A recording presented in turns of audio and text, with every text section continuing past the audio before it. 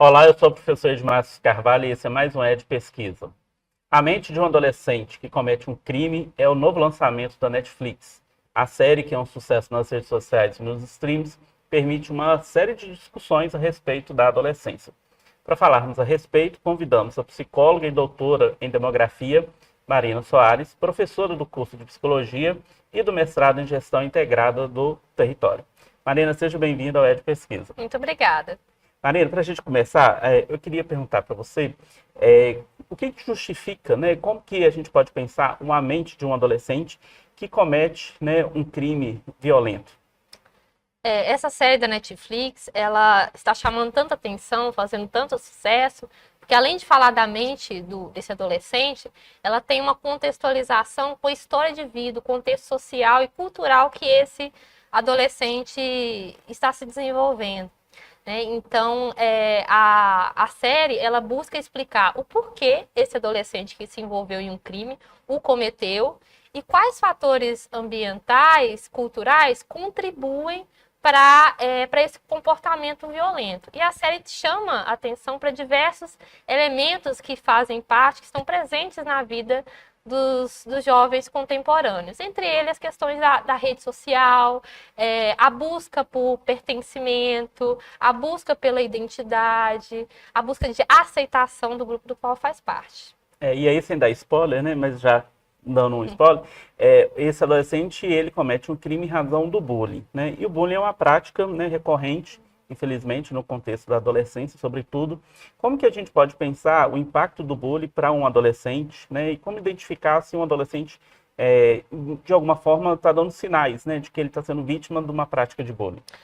Esse fenômeno, bullying, ele é devastador, principalmente nessa fase da vida da adolescência. A saída da infância e a entrada na adolescência é um período de muita vulnerabilidade psicológica, né? Onde o indivíduo ele está se entendendo enquanto ser humano, ele está saindo ali dos papéis de criança para assumir os papéis de adulto, né? Então, o bullying nessa fase, ele interfere na formação do self, da autoconfiança, da autoestima desse adolescente. Nessa fase da vida, a busca por aceitação, né? A busca por se sentir valorizado, a busca por likes nas redes sociais, ela é muito intensa. E se isso não acontece, vai interferir diretamente na forma como esse adolescente se vê e, consequentemente, na forma como ele lida com o outro. E aí, né, os familiares, né, quem tem filhos, adolescentes que estão impactados pela série, né, podem ficar perguntando como que eu consigo detectar, né, os sinais que o meu filho pode estar demonstrando, né, que talvez seja vítima de um bullying. Como que a família pode perceber, né, em relação ao comportamento desse adolescente, que ele pode estar sendo vítima, né, de algum processo violento?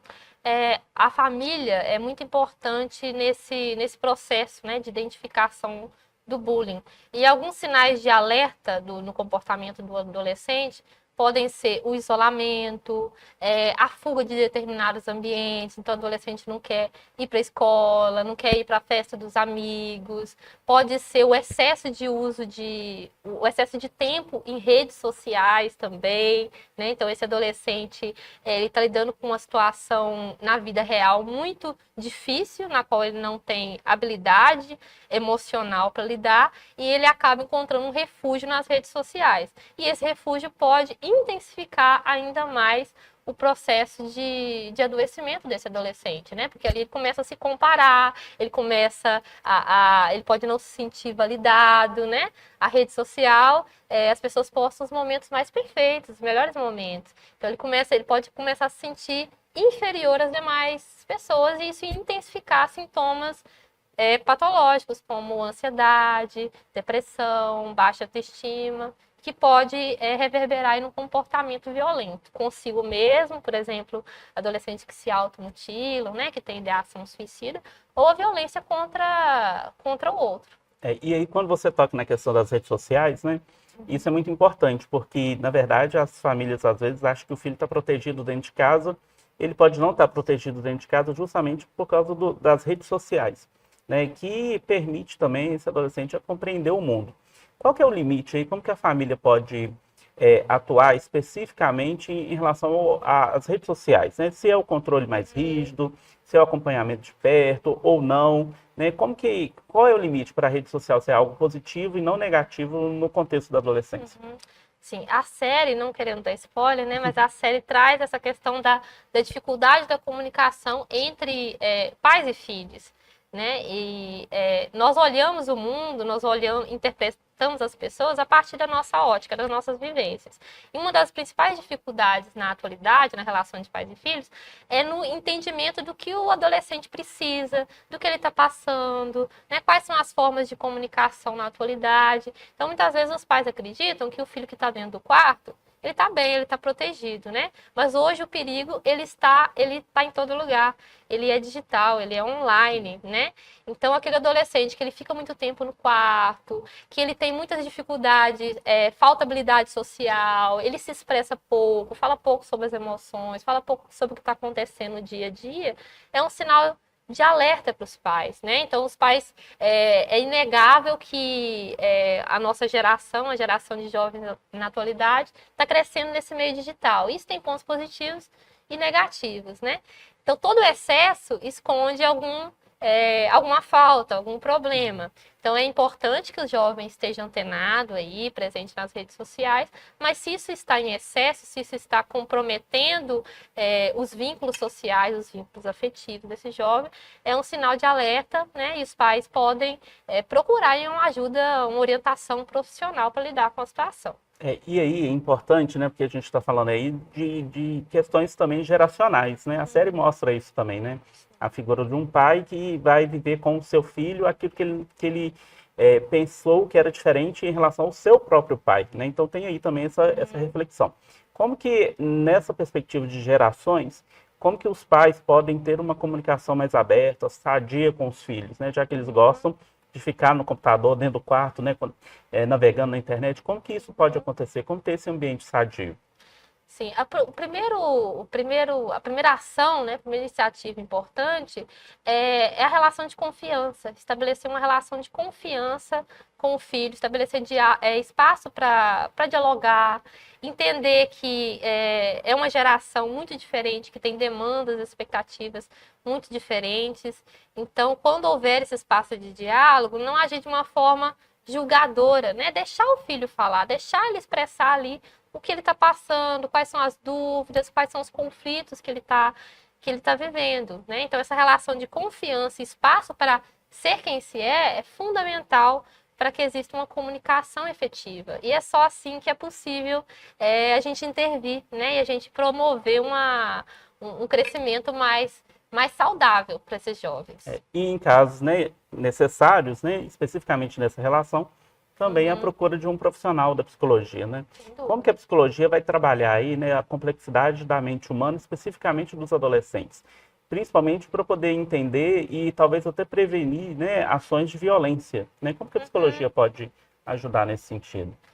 A psicologia, né, possui diversas teorias, diversas áreas aí que vão atuar em conjunto para promover a saúde mental em diferentes fases da vida e especialmente na vida adulta jovem, né? Então, pode existir a intervenção da psicologia clínica, né? Entre elas tem a abordagem da TCC, psicanálise, Gestalt, humanismo, onde vai ser um trabalho ali, vai fazer um trabalho de levantamento, né, das demandas e acolhimento desse adolescente, mas é essencial que os pais também procurem essa ajuda, né, porque os jovens, eles são um modelo daquilo que acontece com os adultos que o cercam, que o educam. Então, muitas vezes esse trabalho tem que começar com os pais identificarem as suas fragilidades, as suas dificuldades de comunicação, onde eles não estão sabendo ali intervir, né, para passar isso no dia a dia da interação com o filho. E a série também, né, não querendo dar spoiler, mas ela mostra as consequências do ato do adolescente para a própria família, né? Sim. E como que isso se constituiu num trauma para, né, para a mãe, para a irmã do adolescente e para o próprio pai. Como que a psicologia pode trabalhar com as famílias que eventualmente estejam vivendo aquilo que a família, né, da personagem principal da série vivencia, que é o trauma em razão de algum ato, né, infracional ou até mesmo, né, criminoso que um adolescente cometa.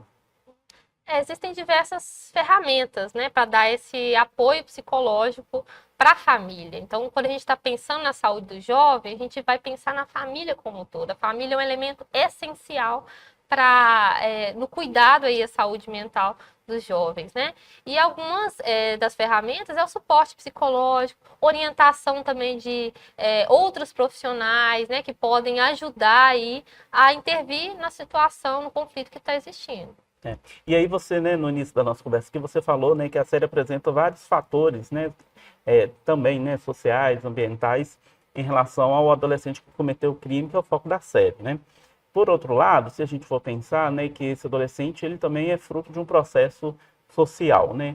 Como que a sociedade, no geral, pode trabalhar, né, colaborar para a saúde mental dos jovens, né? Em que medida, de forma coletiva, é possível prevenir também esses atos, né, violentos? Isso.